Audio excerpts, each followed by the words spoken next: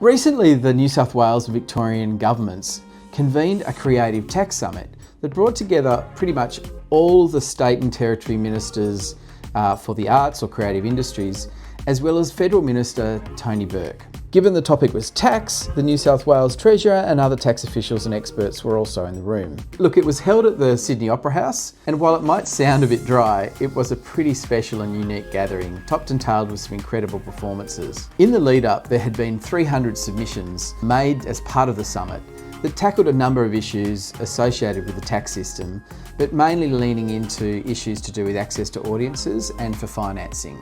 Screen Producers Australia also made a submission to this about the current offsets and suggestions for change. Among the many ideas put forward was that there should be an offset-like model for live performance and theatre. Of course, what that's done is to make us reflect on the success of the producer offset, particularly, which is the main underscoring and support for Australian screen projects. The screen industry's benefited from these offsets that has recognised the importance and significance of both the form of screen, but also the high cost of entry to deliver successful projects to audiences. Now, the chief mechanism for Australian screen projects is the producer offset, designed to make sure that producers retained equity in the work that they were creating, which in turn meant that they had a margin and a share of valuable licensing rights and opportunity for the upside if the work was successful.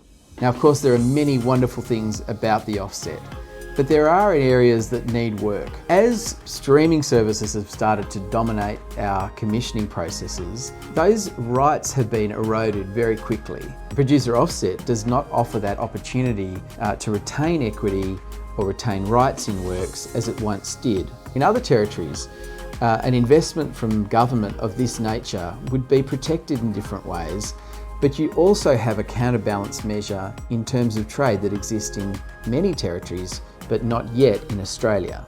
Now, terms of trade are important because they offer an oversight mechanism to make sure that the contracting in our market is fair and reasonable. The link here is that it's reasonable for us to expect that if the taxpayer has contributed to the projects that are being created in Australia, that Australians will ultimately benefit from the economic value of those projects. So, in this moment of reflection and the opportunity to extend the concept of an offset to new creative industries, let's take a moment to also work through who should be getting the benefit of this investment and how could it be improved to better navigate the opportunities for Australian businesses and Australian creatives alike. If you have thoughts about any of this, please let us know.